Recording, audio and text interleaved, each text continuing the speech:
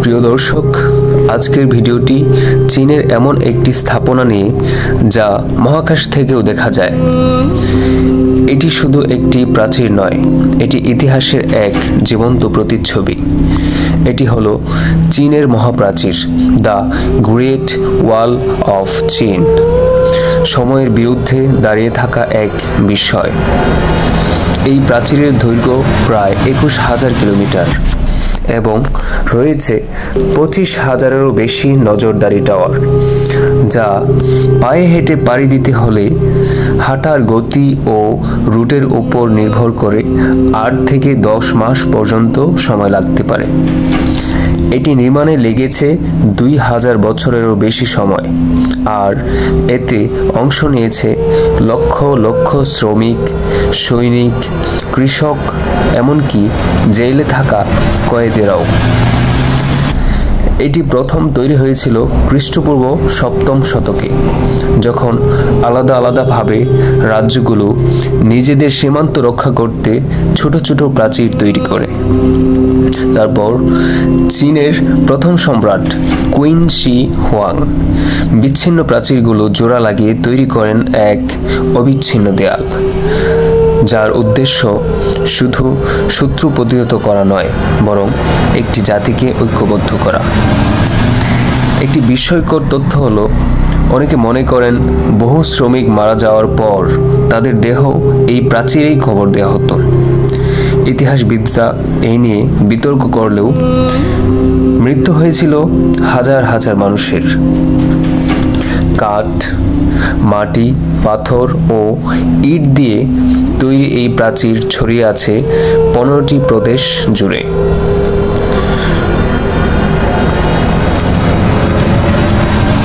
এই প্রাচীরে রয়েছে অসংখ্য দুর্গ, নজরদারি টাওয়ার, আগুন সংকেত। অবাক করার মতো বিষয় হলো, এই বিশাল প্রাচীর যা শত্রু ঠেকাতে তৈরি করা হয়েছিল, তা সবসময় শত্রুদের ঠেকাতে সফল হয়নি। চেঙ্গিস খানের মতো বুদ্ধিমান যোদ্ধারা এই প্রাচীর পাশ কাটিয়ে চীন আক্রমণ করেছেন। তাহলে কি এটি ব্যর্থ? মোটেই না। এটি এক সময় রক্ষার দেয়াল ছিল, পরে হয়ে ওঠে এটি সম্মানের প্রতীক, চীনের অহংকার। পরবর্তীতে মিং রাজবংশের শাসনকালে 1400 থেকে 1700 শতাব্দীর সময়ে এই প্রাচীর পুনরায় নির্মাণ ও মজবুত করা হয়। সেই সময়ের নির্মিত অংশগুলোই আজ আমরা সবচেয়ে বেশি দেখি। এতে ইটের নকশা, রক্ষা কবচ, শিল্প ও স্থাপত্য একত্রে মিশে আছে। 1987 সালে ইউনেস্কো এটিকে ঘোষণা করে বিশ্ব ঐতিহ্যবাহী স্থাপনা। আজ এটি অন্যতম পর্যটন আকর্ষণ। প্রতি বছর প্রায় 1 কোটি মানুষ এটিকে দেখতে আসে। তবে দুঃখজনক হলেও সত্য, এর বেশিরভাগ অংশই আজ ধ্বংসপ্রাপ্ত বা নষ্ট হয়ে গেছে। মাত্র 30% ভালোভাবে সংরক্ষিত আছে।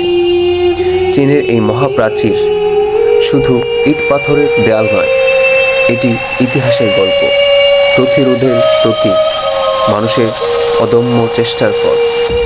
এটি আমাদের শেখায়, যত বড় স্বপ্ন তত দৃঢ় ভিত্তি প্রয়োজন।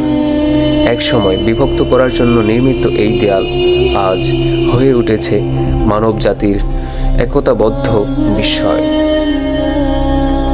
তাই আপনি যখন চীনের প্রাচীরের ছবি দেখবেন, মনে রাখবেন আপনি শুধু চীনের প্রাচীর নয়, দেখছেন মানব ইতিহাসের সবচেয়ে দীর্ঘস্থায়ী গল্প। প্রিয় দর্শক, অবশ্যই আপনার মতামত জানাবেন ভিডিওটি কেমন হয়েছে। এরকম বিস্ময়কর ভিডিও পেতে সাবস্ক্রাইব করে পাশে থাকুন, শেয়ার করতে ভুলবেন না। অবশ্যই বিদায় নিচ্ছি। আসসালামু আলাইকুম ওয়া রাহমাতুল্লাহ।